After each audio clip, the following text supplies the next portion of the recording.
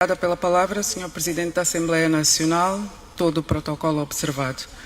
Angolanas e angolanos, hoje a minha intervenção centra-se na província de Luanda. Sei que ontem já foram feitas várias perguntas ao Executivo, mas eu hoje vou acrescentar algumas mais. Mas antes vou dar os parabéns ao nosso Presidente eleito desta Casa e como deputada espero sinceramente que consiga recuperar a soberania, a dignidade e também a autonomia administrativa e financeira da nossa Casa das Leis. Talvez assim o órgão de soberano que se acha mais importante que os outros dois pare de subalternizar esta nossa instituição. E dados os parabéns, faço a minha primeira pergunta. Como é que é possível que aqui na capital de Angola, onde se decide o futuro do país, seja também um lugar onde se vê mais pobreza, mais abandono e ausência de futuro?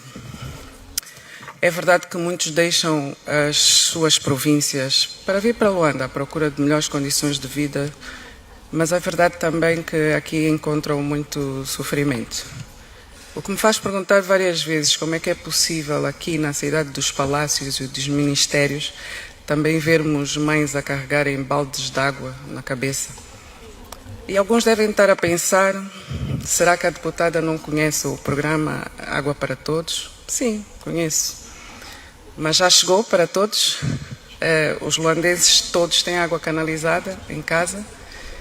Meus senhores, se a resposta for sim, eu sinto-me moralmente obrigada a convidar os membros do Executivo passear comigo em alguns bairros como o Malueca para verem como as pessoas vivem lá entre o lixo e as águas paradas.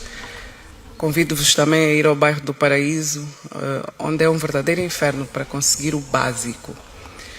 E também levaria-vos ao bairro da Boa Esperança, ali onde a Esperança já morreu há muito tempo, foi assassinada pela negligência do governo.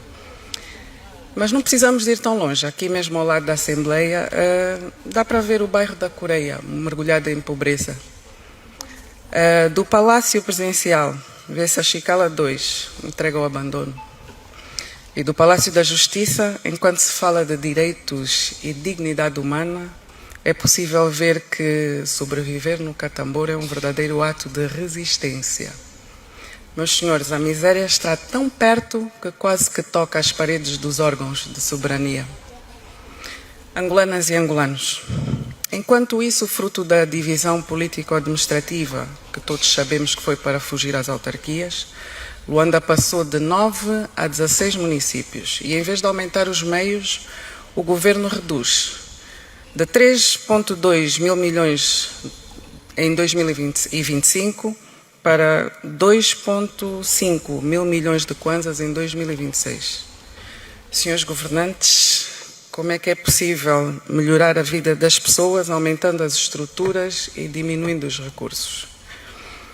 É muito difícil compreender como é que se fala de desenvolvimento quando se multiplicam bairros sem água, sem estradas, sem escolas, sem saneamento básico, sem nada.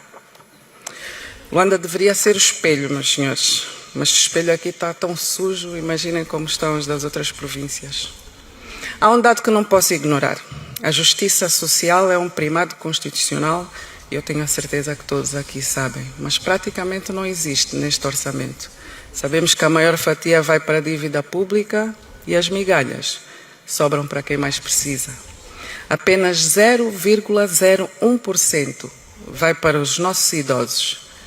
Os nossos idosos estão a ser transformados em mendigos, mesmo sabendo que entre eles estão aqueles que combateram pela nossa independência.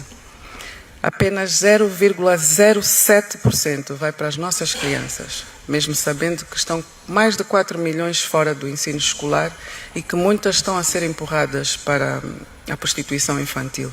Tudo isto sob o olhar silencioso do Ministério da Família e Promoção da Mulher. E falando em mulheres, senhores governantes, protejam as mulheres vulneráveis, sobretudo as jungueiras, que alimentam as suas famílias do suor de cada dia. E podem chamar de populismo, dramatização política, crítica infundada, como ouvi aqui ontem. Chamem do que quiserem, mas a verdade é que todos vocês veem o mesmo que eu vejo nas ruas. O MPLA critica a UNITA pelo uso das redes sociais, mas usam essas mesmas redes sociais. E eu tenho a certeza que os mesmos vídeos que nós vemos, vocês veem, de mulheres a serem espancadas, a serem roubadas, a serem humilhadas por fiscais em pleno à luz do dia. E é por isso que eu agora vou falar para as mulheres do nosso país que têm algum poder para reescrever esta história. Façam alguma coisa. Criaram praças para elas venderem, mas será que vocês sabem o que acontece lá dentro? Eu digo-vos, porque eu costumo lá ir. Elas dizem-me: senhora deputada, pagamos a administração, mas depois aparecem aqui uns jovens, os caenches, a exigir mais dinheiro, porque eles é que controlam as praças. Senhora deputada, aparecem jovens a ameaçarem-nos, a obrigarem-nos a aumentar o valor dos nossos produtos, porque eles também precisam de ganhar alguma coisa. E é assim que estas mulheres perdem várias vendas. Senhora deputada, até para usarmos a casa de banho temos que pagar. Portanto, essas mulheres têm que decidir entre serem extorquidas dentro das praças ou serem humilhadas lá fora pelos fiscais. Muito triste. Mas mais triste é saber que no nosso país temos uma provedora de justiça, uma presidente do Tribunal Constitucional. Até ontem tínhamos uma presidente da Assembleia Nacional, e eu aproveito aqui enquanto mulher para prestar a minha solidariedade. Temos uma vice-presidente da República e várias ministras em áreas estratégicas, como podemos ver aqui à frente. São líderes suficientes para cerrar fileiras em torno destas mulheres vulneráveis. Denunciem, travem, protejam essas guerreiras. Elas zungam por sobrevivência. Ergam as vossas vozes, porque este sim é um bom motivo para gritarem. E vou terminar a minha intervenção. O povo angolano não pede milagres. O povo angolano pede o mínimo, que governem para todos. Mas lembrem-se, meus senhores, o governo que abandona as mulheres, que condena as crianças e humilha os idosos, não está a falhar apenas no orçamento, está a falhar com um país inteiro. Muito obrigada.